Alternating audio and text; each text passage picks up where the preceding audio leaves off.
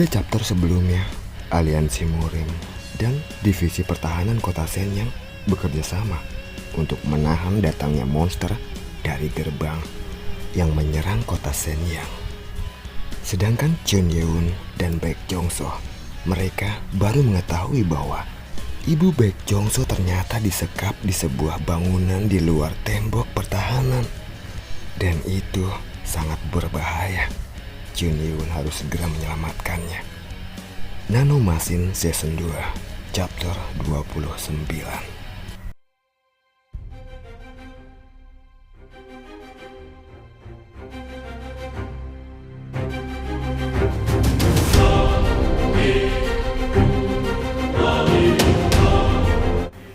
Segera setelah perintah dikeluarkan, seluruh tank menembak ke arah serigala bertanduk yang datang menyerang mereka.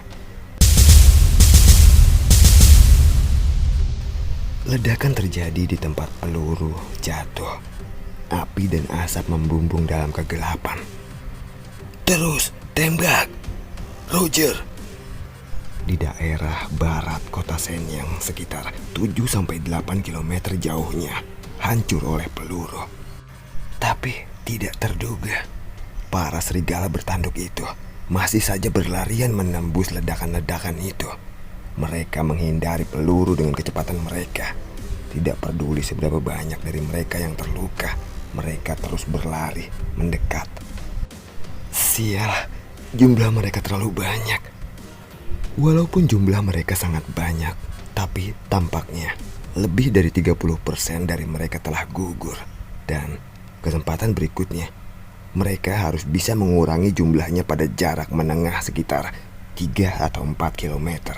Jika tidak, infanteri di bagian depan mungkin akan banyak yang terluka dan tidak dapat menangani jumlahnya yang datang. Tim penembak, bersiaplah untuk menembak. Roger! Tak lama kemudian, senjata jarak menengah ditembakkan dari dinding pertahanan. Suara ledakan mengguncang penghalang.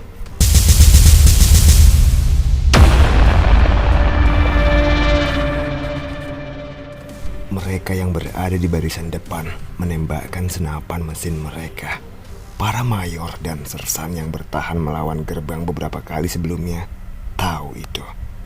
Jika mereka tidak dapat mengurangi jumlah musuh yang datang, mereka akan kewalahan. Mereka menggenggam senjata mereka dengan sangat erat. Lalu mereka menatap tajam ke arah depan. Debu-debu berhamburan akibat dari ledakan.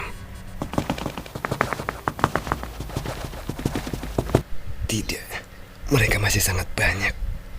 Serigala bertanduk keluar dari asap satu demi satu.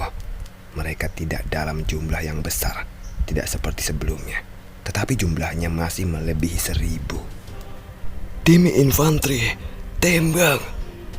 Semua orang berteriak saat mereka memerintahkan infanteri. Tim infanteri yang menunggu dengan gugup segera mengambil posisi dan melepaskan tembakan mereka. Suara tembakan senapan mesin memenuhi tempat itu. Perasaan takut dan bersemangat mereka rasakan secara bersamaan. Mati kalian! Ya! Mereka berharap para monster ini akan mati hanya dengan beberapa tembakan. Tapi para serigala bertanduk ini kuat. Mereka tidak gugur dengan beberapa peluru. Dari puluhan peluru, mereka beruntung jika peluru mengenai inti dan makhluk itu mati. Sedangkan para prajurit Murim dan para penjaga gerbang menunggu di belakang pasukan infanteri, mengeluarkan senjata mereka dan mempersiapkan diri. Wajah para prajurit infanteri terlihat pucat karena kelelahan dalam menembak. Serigala bertanduk mampu menahan ribuan peluru dan telah mendekati mereka. Meskipun jumlah mereka sudah sangat berkurang, binatang berbentuk aneh seukuran kuda Nil ini masih membuat mereka gemetar ketakutan. Sekumpulan serigala bertanduk meraung. Mereka siap untuk menerkam pasukan infanteri, seolah sedang menunggu. para pejuang Murim akhirnya maju. Kalian semua mundur, biar kami yang menanganinya mulai dari sini. Salah seorang pendekar Murim yang menggunakan pedang memblokir serigala bertanduk yang menerkam dan berbicara kepada pasukan infanteri. Pedang-pedang mereka mencoba menebas kepala serigala bertanduk. Mereka menduga kepala serigala itu mudah ditebas dengan pedang mereka. Tetapi saat kepala mereka mengenai serigala bertanduk, bahkan kepalanya tidak ada goresan sedikit pun. Para prajurit Murim kebingungan. Mereka panik. Apa-apaan ini? Mengapa tubuh mereka begitu kuat? Pada saat itu, serigala bertanduk yang marah mendengus, lalu mengangkat kaki depannya dan menendang pendekar pedang itu. Pendekar pedang itu mencoba memblokirnya dengan pedangnya. Tapi kekuatan serigala bertanduk sangat besar. Pedang itu hancur karena cakar serigala bertanduk, dan tubuh pendekar pedang itu terkoyak seperti selembar kertas yang sobek. Dia adalah seorang master peringkat tinggi, tetapi tetap saja dia mati.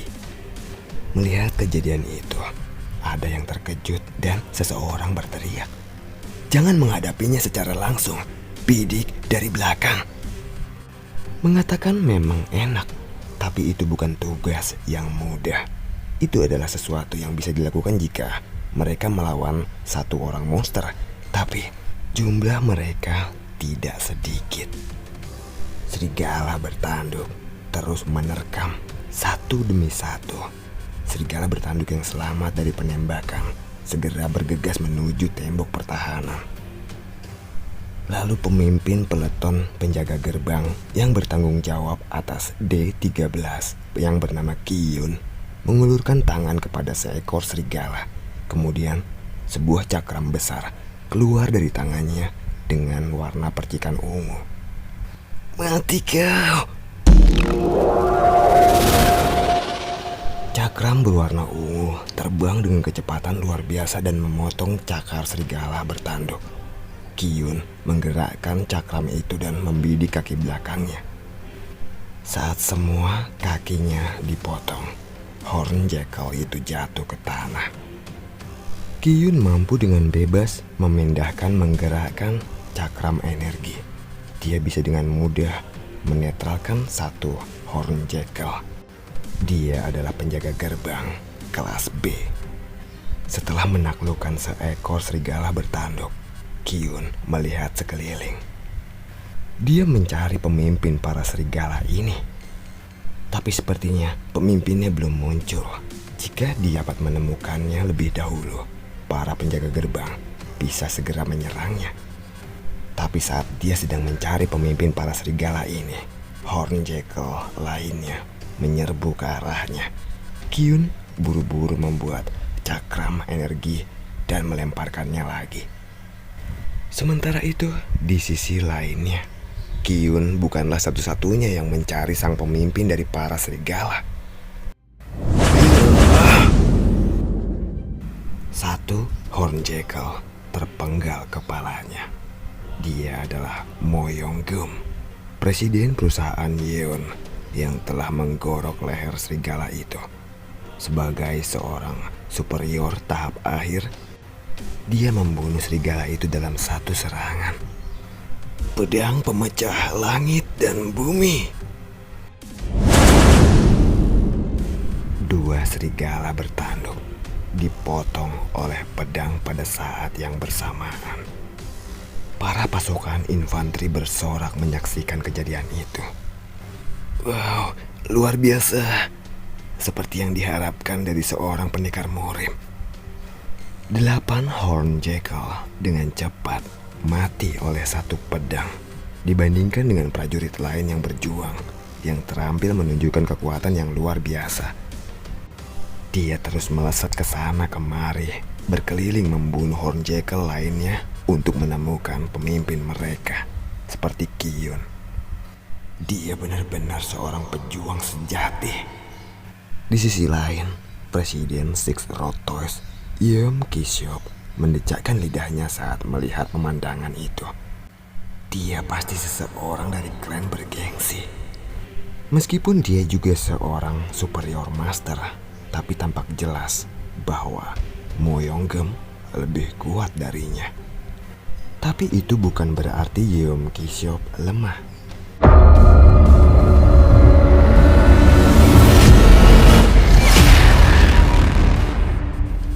Yeom Ki-seop menembakkan jurus tinju peluru energinya. Sebuah lubang terbentuk di dada serigala bertanduk itu. Serigala bertanduk itu mental sejauh 5 meter.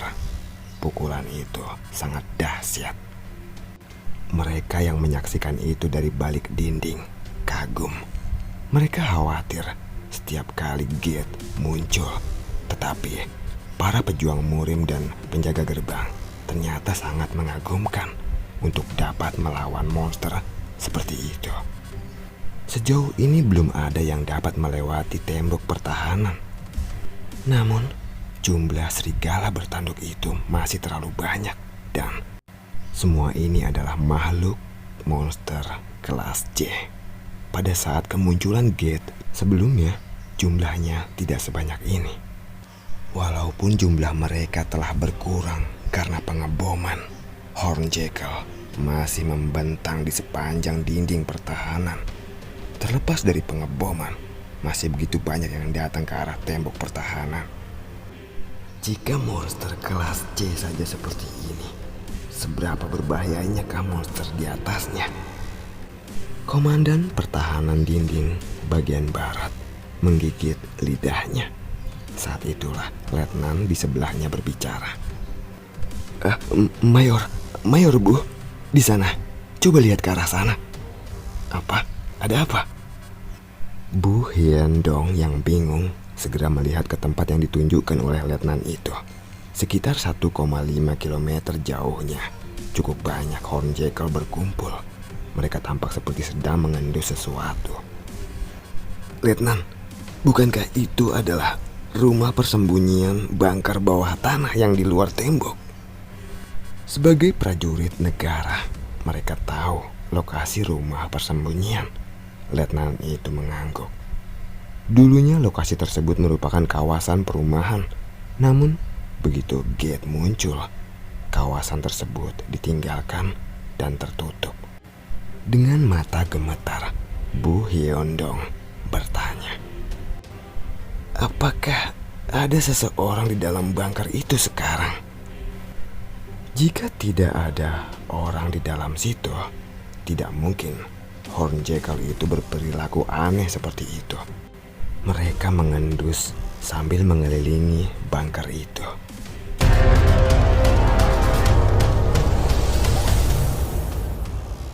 Di dalam bangkar, sekitar 1,5 km ke arah barat daya dari tembok barat. Di sana, yang terburuk telah terjadi. Dan semua orang di sana menahan nafas ketakutan.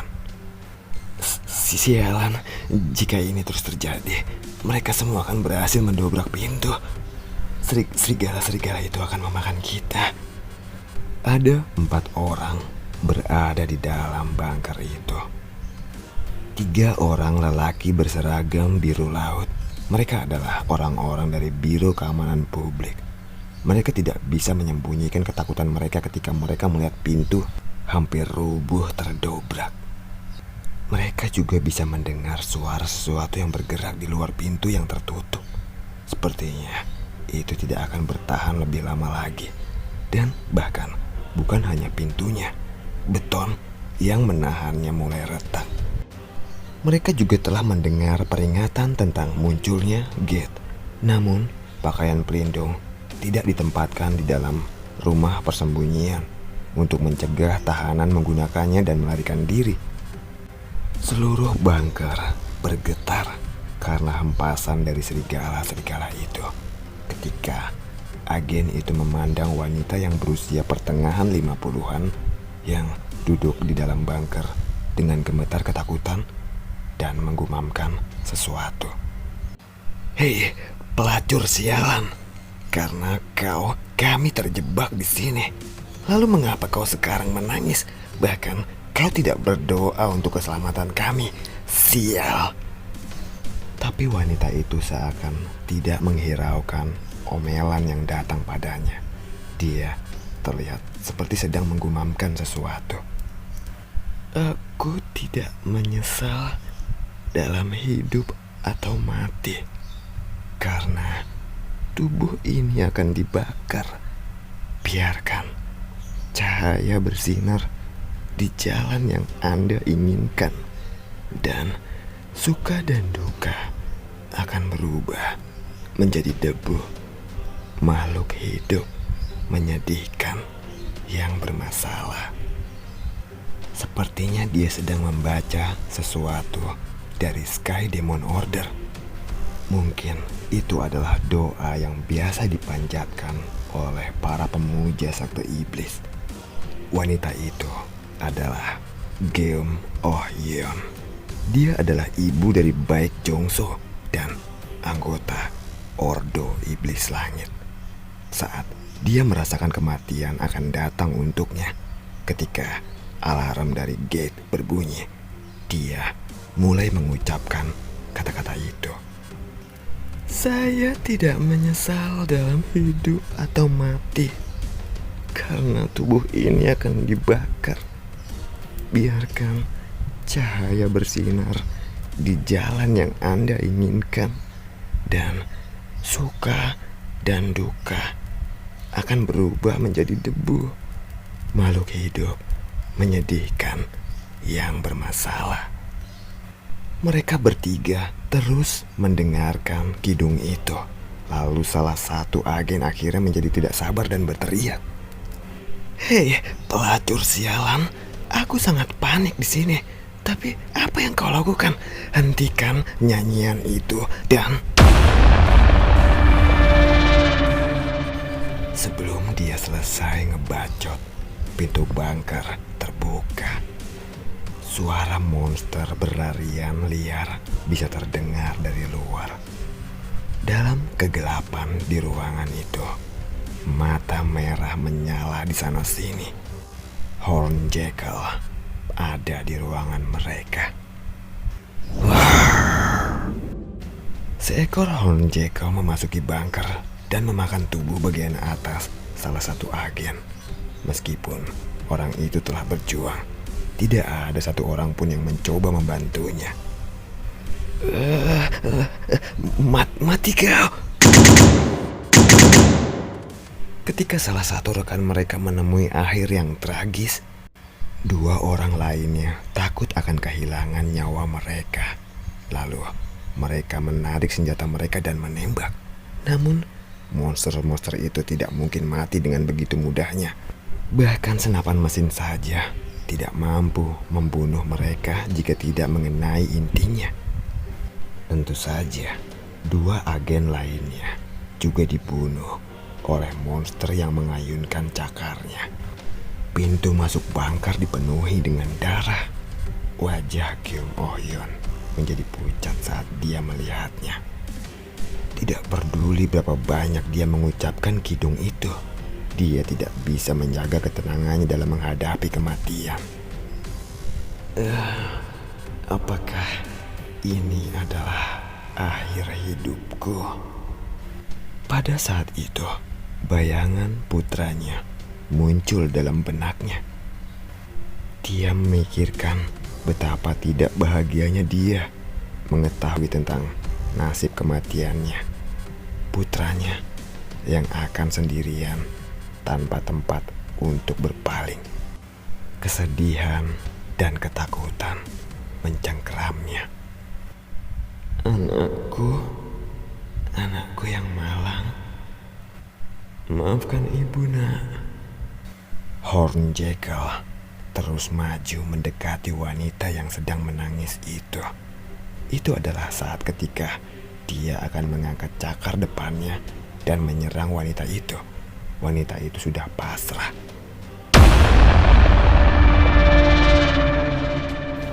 Tapi tiba-tiba seluruh bunker bergema dengan getaran yang luar biasa. Bunker bergetar, seolah-olah ada gempa bumi terjadi di dekatnya. Monster yang terkejut itu mencoba bergerak, tapi ada seseorang yang memotongnya, dan Hornjackal itu jatuh di lantai dan tewas. Geum Ohyeon tidak tahu apa yang terjadi, tapi dia segera bangun ketika dia melihat ada seseorang berjalan masuk ke arahnya. Dia melihat seorang pemuda dengan jas hitam dan kemeja hitam. Itu adalah Chun Ye-won. Syukurlah kami tidak terlambat. Mendengar kata-kata Chun Ye-won itu, Geum Ohyeon bertanya dengan mata terkejut. Siapa Anda? Apakah Anda ibu dari Baek Jongso? Saat mendengar nama putranya, matanya gemetar. Setelah jatuhnya perusahaan langit hitam, Baek Jongso menggunakan nama Geum di depannya baginya untuk mengungkapkan nama aslinya. Artinya, dia adalah orang dari sekte iblis. Apakah Anda dari sekte itu? Chun Ye-won yang merasa sulit untuk menjelaskannya saat ini, dia mengangkat tangan kanannya. Lalu, armor bersih hitam di pergelangan tangan kanannya terbongkar dan berubah menjadi pedang.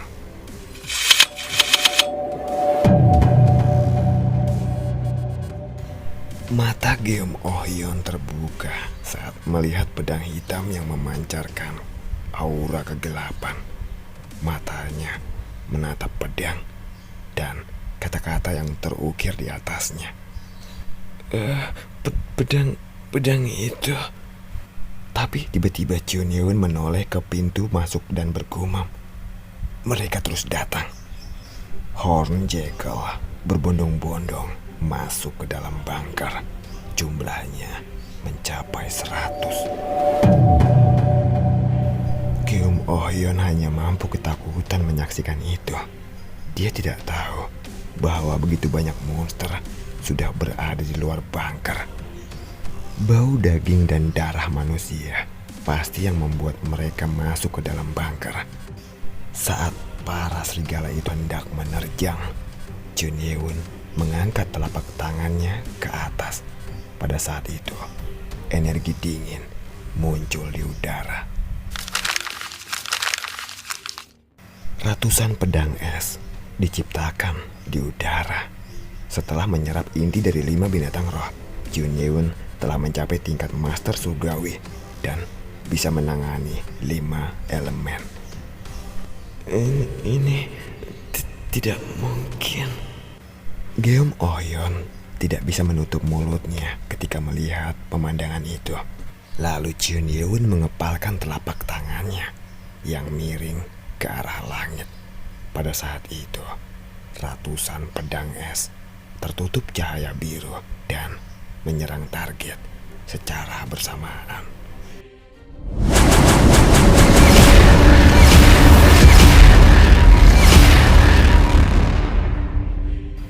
Cahaya biru menyinari ruangan gelap yang menghantam seperti kilat. Ratusan Hornjackal yang mengelilingi bunker jatuh tak berdaya ketika mereka terkena pedang es yang berhamburan menerjang mereka. Jeritan monster bergema dalam ruangan. Geum Ohyeon tidak bisa mengalihkan pandangannya dari pedang es udara yang berhamburan. Dia teringat nama dari teknik ini, Sky Flash. Itu adalah teknik yang biasa dia dengar dalam dongengnya. Itu adalah teknik yang dibuat oleh dewa iblis yang bernama Chun Ye-won. Tuan Chun Ma. Geum Ohyeon tidak bisa menahan air matanya. Lalu dia segera berlutut di hadapan Chun Ye-won.